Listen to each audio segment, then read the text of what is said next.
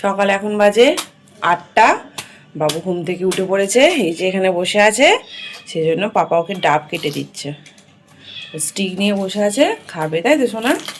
একদম কচি ডাব। জল পড়ে নিয়ে নিতে দিয়ে লাগিয়ে দাও। বললাম তো বাবু এবার খাবে।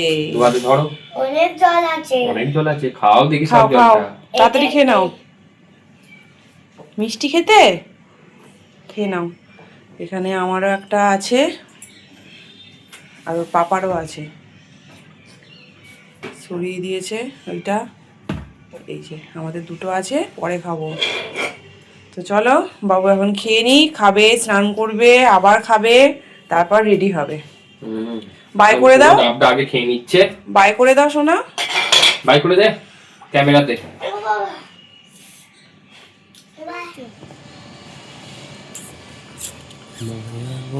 বিহারিণী হরিণী গহন সপন সঞ্চারী কেন তারে ধরিবায় করি পণ অকারণ মায়া বিহারিণী।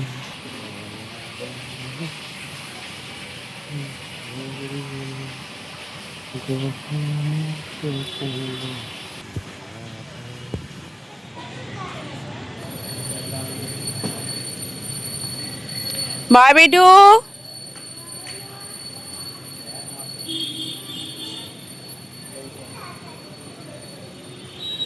জল খাবে সোনা?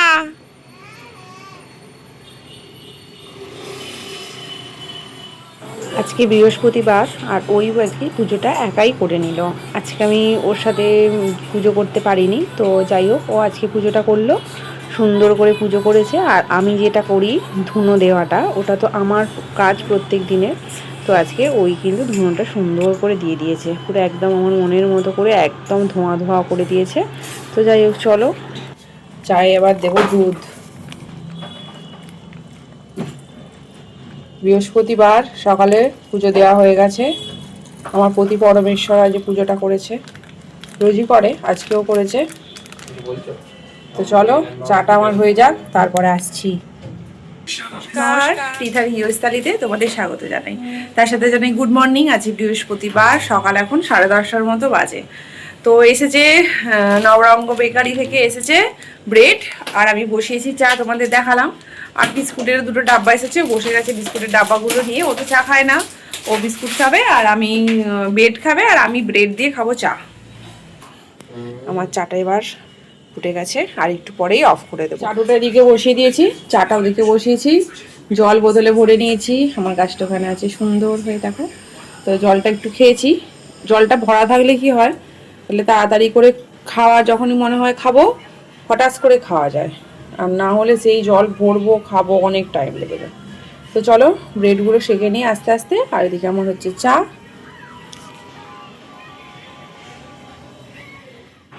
বসিয়েছি দুধ চা, এর মধ্যে এলাচ, একটু আদা, আর একটুখানি লবঙ্গ আর গুড় দিয়ে তো আমি চাটা খাই।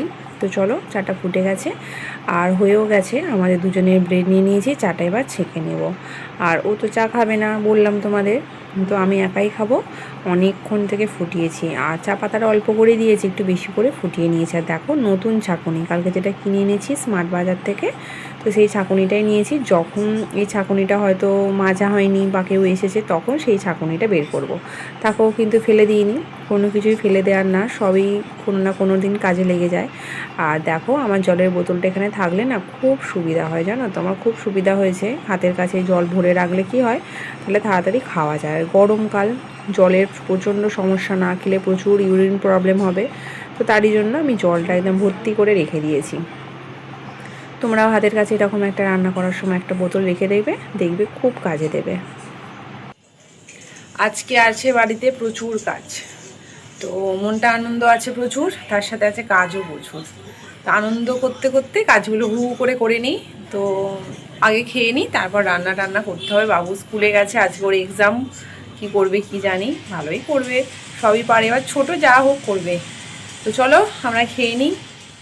তোমাদের দেখানো হয়নি, কালকে স্মার্ট বাজারে গিয়েছিলাম, দুটো মোচা পেয়েছিলাম, এনেছিলাম। সকাল থেকেই সেগুলো ছাড়ানো নিয়ে প্রচণ্ড তোড়জোড় চলছিল রান্নাঘরে। আর আমাদের জন্য হবে মোচার ঘন্ট, আর বাবুর জন্য আলু ভাজাটা সিদ্ধ করতে বসিয়ে দিলাম, বসিয়ে দিয়েছি ভাত। আর সেই যে জলের বোতলটা দেখিয়েছিলাম, তো চলো, গলাটা শুকিয়ে গেছে, অনেকটা টাইম চলে গেছে, প্রায় আধ ঘন্টার মতো। তো জলটা একটু খেয়ে নিই, খেয়ে তারপর আবার লাগবো রান্নার মধ্যে। আর আজকে তো হবে মোচার ঘন্ট, আর হবে আলু ভাজা, আর কিছু সেরকম বানানোর ইচ্ছা নেই। দেখো মোচাগুলো ছোট ছোট করে কেটে নিয়েছি, নিয়ে লবণ হলুদ জলে ভিজিয়ে রেখেছি, একদম ফ্রেশ। কালকে স্মার্ট বাজার থেকে মোচাটা এনেছিলাম, তোমাদেরকে আর দেখানো হয়নি।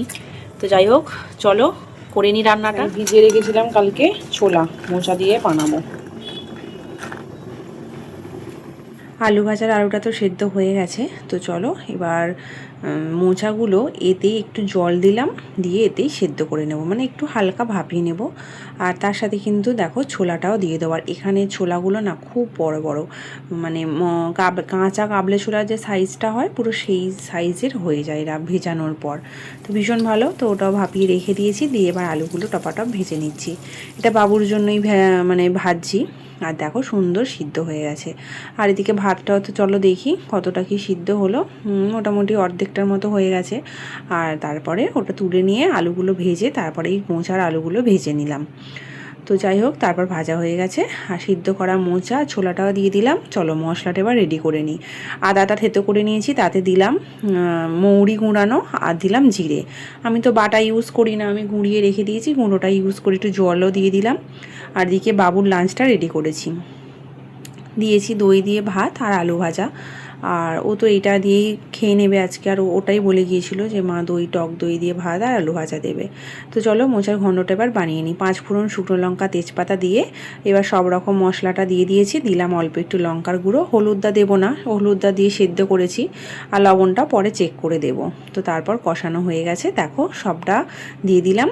চলো এটা একটু ফুটুক, ততক্ষণ আমি আরেকটা মশলা রেডি করে নিই। গরম মশলা, এলাচ, দারচিনি আর লবঙ্গ, ওটা একটু থেতো করে নিলাম, নিয়ে দেবো একটুখানি গুড়, আর ওই গরম মশলাটা দিয়ে দেবো। ঘিটা দিলেও কিন্তু খুব সুন্দর হতো, আর আমার দেশের ঘিটা তো শেষ হয়ে গেছে, এখান থেকে যে ঘিটা নিয়ে এসেছিলাম অতটা ভালো নয়। তো যাই হোক, রান্না কিন্তু আমার পুরো কমপ্লিট হয়ে গেছে। দেখো রান্না তো কমপ্লিট হয়ে গেছে, লবণটা শেষ হয়ে গেছে। তো চলো লবণটা প্যাকেটটা ভরে নিই।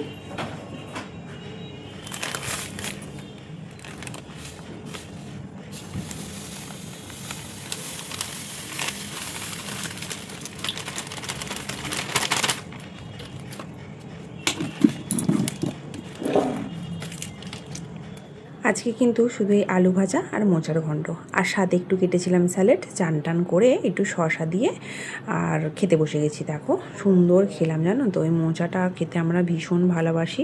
আর আজকে অনেক কাজ ছিল, রান্নাটা করে গিয়েছিলাম কাচাকুচি করতে। দেখো চাদরটা শুকনো হয়ে গেছে, মশারি, ব্ল্যাঙ্কেট, প্রচুর জামা কাপড়। তো তারপর মনটা একটু মিষ্টি মিষ্টি করছিল। তো দুটো তো অ্যানিভার্সারিতে আমাকে চকলেটও গিফট করেছিল, একটা শেষ হয়ে গেছে, আর একটা ছিল আজকেই সিলটা কেটে দেখো একটা কামড় দিয়েছি, ভীষণ ভালো লাগলো। তো চলো একেবারে আসছি সন্ধেবেলা। দেখো আজকে ব্রেডের সাথে সুপার মার্কেট না, কোথায় গিয়েছিল, নবরঙ্গ। এই তো দেখো লেখা আছে নবরঙ্গ বেকারি। তো এই একটা নতুন বিস্কুট এনেছে, এইটা 150 টাকা দাম নিয়েছে। 300 গ্রাম আছে, 150 টাকা। আর এটা ক টাকা দেখি, এটা 120 টাকা। এটার দামটা একটু কম, কিন্তু এটাই মনে হয় বেশি খেতে ভালো। আমার তো বাবু, তাই তো শোনা, বাবু আর আমার এটাই ভালো লেগেছে, এটা আমার অতটা ভালো লাগেনি। এটা সেই একটু শনপাপড়ির মতো একটু শক্ত শক্ত, আর এটা খুব খাস্তা। তো চলো, ওর বাবা খাবে ওটা, ওর ভালো লেগেছে, আমি আর বাবু খাবে এইটা।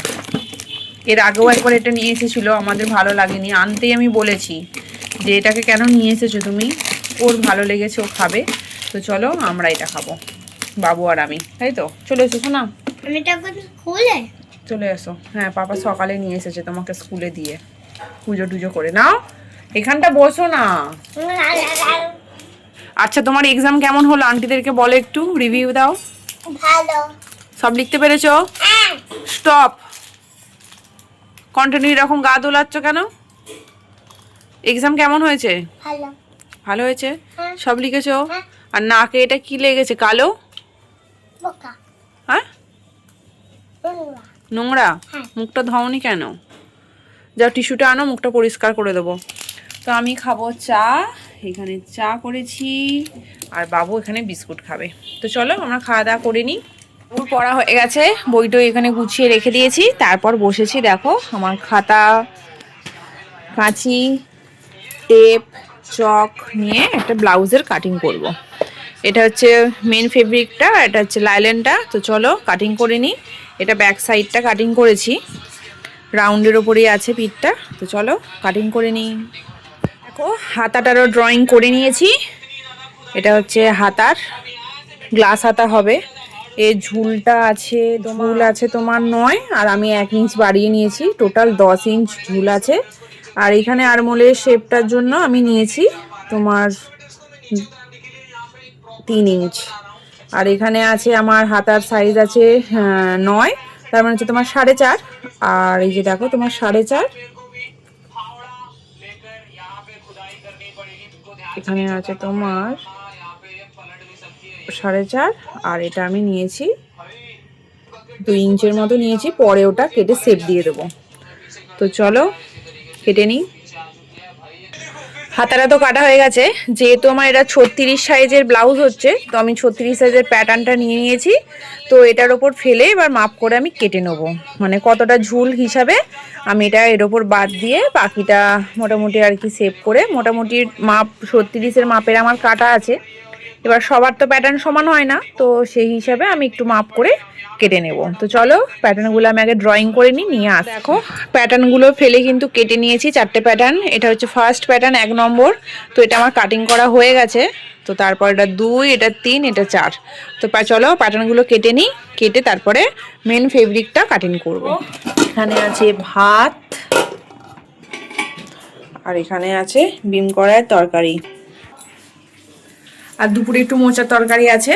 তো এগুলোই খাবো। এখন বাজে 11টা। চলো বাবুকে খাইয়ে দিই, কাল করে এক্সাম আছে। ভিডিওটা কেমন লাগলো অবশ্যই কমেন্ট করে জানাবে। যদি ভালো লাগে অবশ্যই লাইক করো। দেখা হবে পরের একটা নতুন ব্লগে। সবাই ভালো থাকবে, সুস্থ থাকবে, সাবধানে থাকবে। দেখা হবে পরের একটা নতুন ব্লগে।